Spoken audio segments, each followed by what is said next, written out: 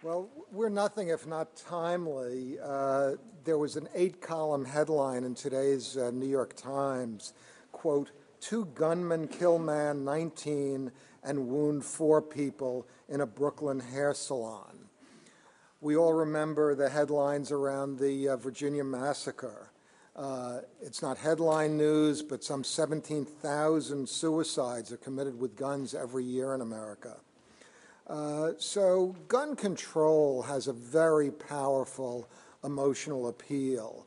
And you can, in New York, you can sort of have the idea that only gun nuts are opposed to control. So what is the debate about tonight?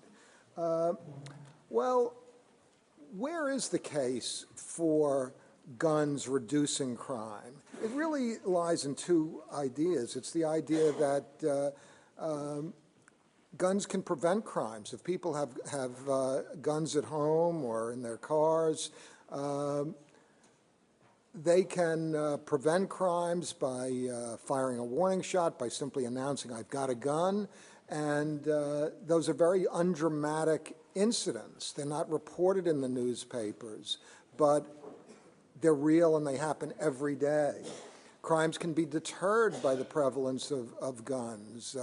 In the United States, it's very unusual for robbers to come into homes that are occupied. In Britain, it's much more common. And the reason is that that guns in the home can act as a real deterrent. In another context, of course, there's a constitutional right to bear arms, and that's not just a sort of historic anomaly. It really reflects a basic natural law idea of self-defense. And people who have taken the trouble to train themselves and to use guns properly in their self-defense, this is a very, very important right for them and something that they hold on to with a great deal of emotional force as well. But tonight we're trying to transcend emotion. We're really trying to see whether gun control keeps guns away from criminals or whether it allows the criminals to have a monopoly of gun power, whether the preventive effects and the deterrent effects of guns in the hands of a law-abiding populace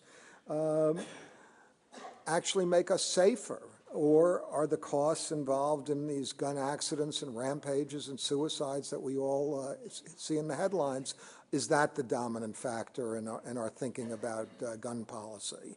So with that kind of framing of the debate, I'm really happy to hand the evening over to John Donvan, our moderator from ABC News, and the terrific panel that we've assembled tonight. Thank you for being here. Thank you. And I would just like to invite one more round of applause for Robert Rosencrantz, who makes all of this possible for us.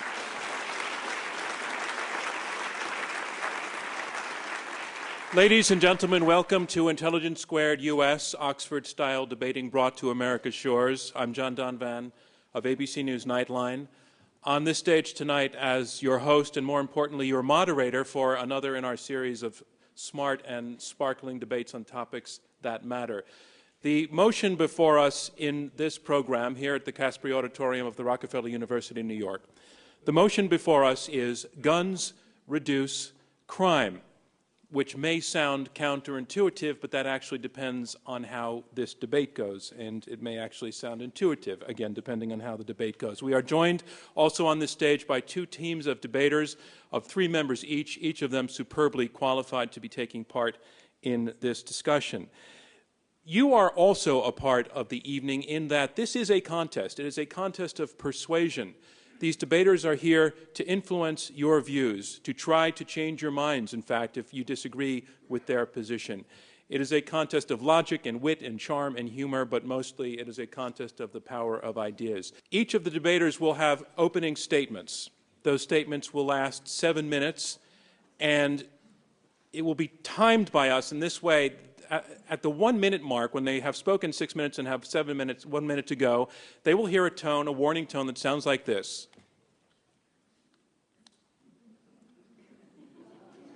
That means they can talk and talk and talk.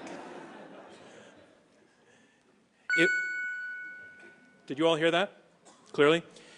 At the 7-minute mark, when time is up, the same tone will sound, except it will be more persistent, more like this.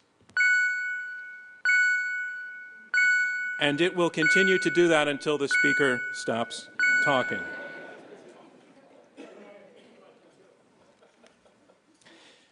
After the opening round, our second round will be a head-to-head debate in which the debaters will debate among themselves and also will take questions from me and questions from you, the audience. I encourage you to be critical in the way you listen and critical in the way you ask questions, because once again, you are the judges of this evening. You will decide the winners of this debate.